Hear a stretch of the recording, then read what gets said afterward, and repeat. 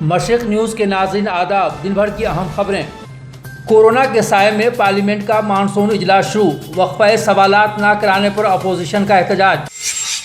راجیہ سبھا میں لگاتار دوسری بار این ڈی اے امیدوار ہری ونش بنے وائس چیئرمین، منوج جھا کو ہرایا۔ حزب اختلاف لیڈر ادھیر رنجن چودھری نے کہا، ایوان میں وقفہ صفر ہٹا کر جمہوریت کا گلا گھونٹنے کی کوشش۔ اپوزیشن کے احتجاج کے باوجود مانسون اجلاس کے لیے نئے نظام اور زیر التوا بلوں کی منظوری۔ عمر خالد گرفتار، تشدد بھڑکانے کا پولیس نے لگایا الزام۔ یوگیندر یادو، پرشانت بھوشن اور محبوبہ نے اٹھایا سوال۔ عام آدمی پارٹی لیڈر سنجے سنگھ نے کہا، دہلی میں فرقہ وارانہ فساد بی جے پی نے کرایا۔ توہین عدالت کیس میں بھوشن نے جمع کیا جرمانے کا 1 روپیہ، فیصلہ کے خلاف دائر کریں گے نظر ثانی کی عرضی۔ دہلی میں ابھی نہیں ہٹیں گی ریلوے کنارے کی جھگی جھونپڑی، سپریم کورٹ میں مرکز نے دی جانکاری۔ راہل گاندھی نے کہا، وزیر اعظم مودی کے غرور کی وجہ سے ملک میں کورونا پھیل گیا۔ کورونا کے دوران کتنے مہاجر مزدوروں کی جان گئی، حکومت کے پاس نہیں ہے کوئی ریکارڈ۔ ہرن شکار معاملہ میں سلمان خان کو جودھ پور عدالت میں پیش ہونا ہوگا۔ T M C member parliament کے وزیر خزانہ سیتا رمن کی پوشاک پر تبصرہ سے ہنگامہ، بی جے پی نے کیا معافی کا مطالبہ۔ چین کر رہا ہے ہندوستانی سیاستدانوں کی جاسوسی، حکومت سے جواب طلب۔ اور اخبار مشرق خاندان کو صدمہ، مدیر محمد وسیم الحق کی اہلیہ اور ادارے کی ڈائریکٹر نیلوفر ناز کا انتقال، سوگواروں کی نمناک آنکھوں کے درمیان سپرد خاک۔ خبریں تفصیل سے۔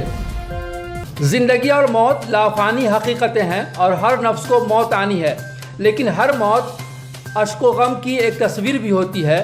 کہیں خلاصہ بن جاتا ہے، جیتے جاگتے لوگ ماضی کی یادیں بن جاتے ہیں، اور ایسا ہی خلا آج اخبار مشرق کے مدیر محمد وسیم الحق صاحب کی اہلیہ اور ادارے کی ڈائریکٹر 71 سالہ محترمہ نیلوفر ناز کے گزر جانے اور سپرد خاک کیے جانے کے بعد ہو رہا ہے۔ مرحومہ کے ایصال ثواب کے لیے آج کولکاتہ پارک سرکس واقع تال بگان مسجد میں 11 بجے دن میں قل و قرآن خوانی کا اہتمام کیا گیا۔ اخبار مشرق کی داغ بیگ ڈالنے میں معاونت اور اسے سنوارنے والی ایک شخصیت کے طور پر ہی نہیں، بلکہ ادارے کی ایک سرپرست اور انتہائی سرگرم رول ادا کرنے والی اس شخصیت نے کل شام تقریباً 6:45 بجے کلکتہ کے بی ایم برلا میں آخری سانسیں لیں۔ اگرچہ چند دنوں سے وہ اپنی علالت سے نبرد آزما تھیں، تاہم بالآخر دل کے دورے نے زندگی کی لو خاموش کر دی۔ آپ کی مشفقانہ شخصیت، اسٹاف سے وابستگی اور ادارے کے لیے ان کی خدمات اور اخبار کو عوامی مقبولیت کی بلندیوں تک پہنچانے کے لیے ان کی خواہش و کاوش بھی قابل ستائش رہی۔ انہیں 8 ستمبر کو دل کا دورہ پڑنے پر اسپتال میں داخل کرایا گیا تھا، لیکن طبیعت نہیں سنبھل سکی اور بالآخر دائی اجل کو کل شام لبیک کہا۔ 1980 سے جب اخبار کی اشاعت شروع ہوئی، انہوں نے بڑی جانفشانی سے اپنے شوہر اور ادارے کے لیے گراں قدر خدمات انجام دی، اور یہ اخبار اپنے ہم اثروں سے آگے نکلتا گیا۔